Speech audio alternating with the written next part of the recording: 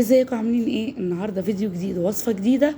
النهارده هنعمل السمك السنجاري بطريقه حلوه ولذيذه مع بتنجان مخلل او معمول بخلطه جميل. هنا معايا بقى سمك ماكريل اللي هو المخطط. السمك ده يا جماعه في منه اصلي وفي منه مش اصلي. ده السمك الاصلي، معرفش الراجل بتاع السمك بيقول لي كده. هنا بقى معايا صينيه مدهونه زيت، ومعايا ورق فويل. يعني المفروض احط عليه ورق زبده قبل ما احط السمكيه، بس انا كانش متوفر عندي.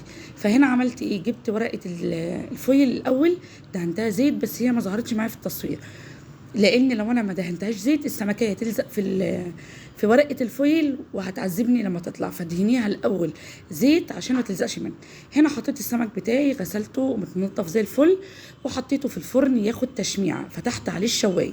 هقول لكم ليه. عشان الميه اللي فيه بتنشف وما يبقاش زفر معايا لما احط عليه الخلطه.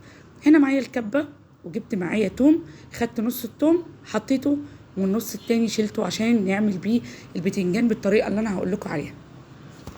هنا بقى نزلت معايا في الكبه، حطيت توم، وحطيت فلفل رومي، فلفل اخضر وفلفل احمر، وقرن فلفل حامي. وهنا معايا الخضره اللي انا هحطها على الخلطه بس مش دلوقتي. هنا حطيت كمون، هنزل بالكمون، وبعد كده هنزل بالملح،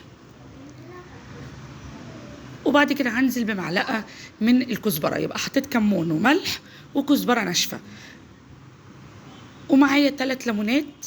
هنا بقى هنزل بالكزبره الناشفه زي ما انتوا كده شايفين، اهي معلقه من الكزبره الناشفه. وهجيب معايا 3 ليمونات. طبعا انتوا عارفين السمك بيحب الليمون والكمون كتير. وهنا بقى عقبال ما اجهز الخلطه هتكون السمك اتشمع معايا في الفرن زي ما قلت لكم. فتحت عليه الشوايه بحيث ان انا اشمعه شويه ينشف من الميه اللي فيه، وبعد كده هكون جهزت الخلطه اللي هحطها عليه وادخله الفرن تاني. هضرب بقى كل الكلام الجميل ده كده كله مع بعضه اهوت، هضربه في الكبه. هنا معايا بقى كنت مجهزه شبت وبقدونس وكزبره مقطعاهم، ومعايا 3 طماطميات مقطعاهم مكعبات. مش تنسوا بقى تدخلوا عندي على اليوتيوب، قناتي بيت الكرم على اليوتيوب، وعلى الفيسبوك ايمان احمد، مطبخ ايمان احمد.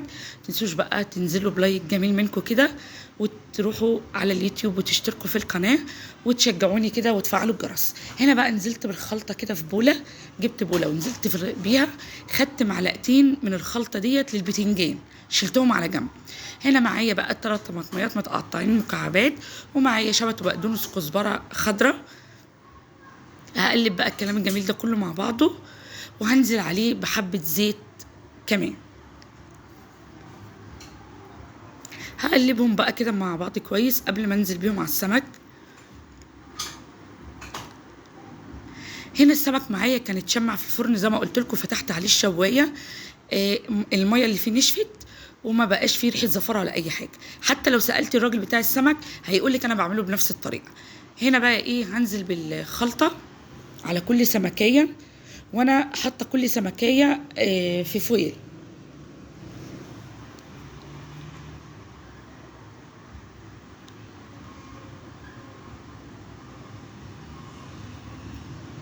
مش تنسوني بقى بلايك كده وكومنت حلو منكم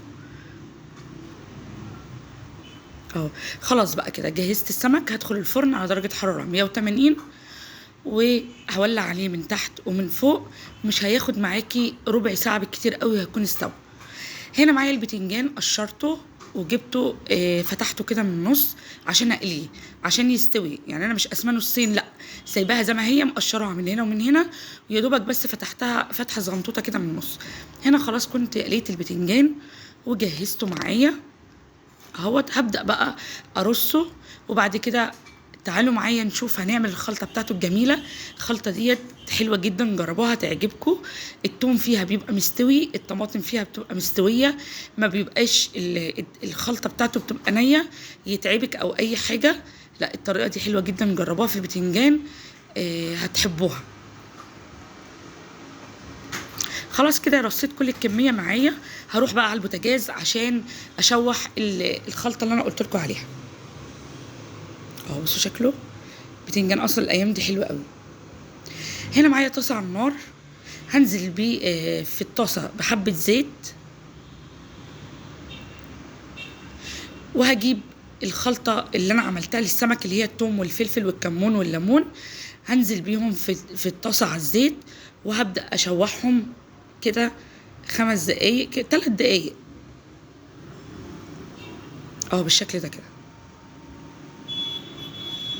هتبدأي بقى تشوحي فيهم، هتكوني مقطعة معاكي 3 طماطميات مكعبات او طماطميتين مكعبات بالشكل اللي انت شايفاه ده كده وهتنزلي بيهم على الخلطه اللي احنا عملناها ديت اللي هي الفلفل والثوم اهي، وهتبداي بقى تشوحيهم كده مع بعض لغايه ما تحسي ان هم دبلوا معاكي، وتروحي طافيه عليهم تقلبتين كده، حس ان هم اهي بصي دبلوا، حسيت ان هم دبلوا كده معايا خلاص طفيت عليهم بقى. اعملوه بالطريقه ديت وهتدعوا لي. هنا هبدأ بقى احشي البتنجان معاكم. بصوا الريحه بتاعته حلوه قوي، يعني ريحه الخلطه دي اصلا لوحديها تغمسي منها كده جميله اهي.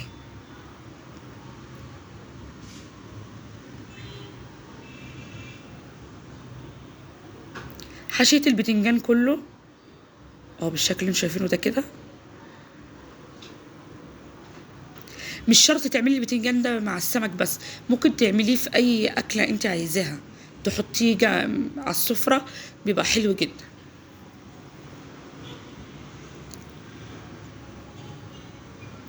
كده خلاص بقى كنت خلصت كميه البتنجان وطلعت السمك.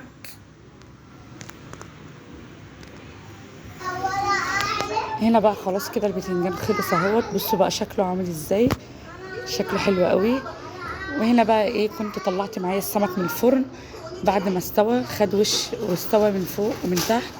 بصوا شكله كده بعد ما طلع من الفرن. بصوا السمكية معايا مستوية، والخلطة اللي انا حطيتها على الوش مستوية.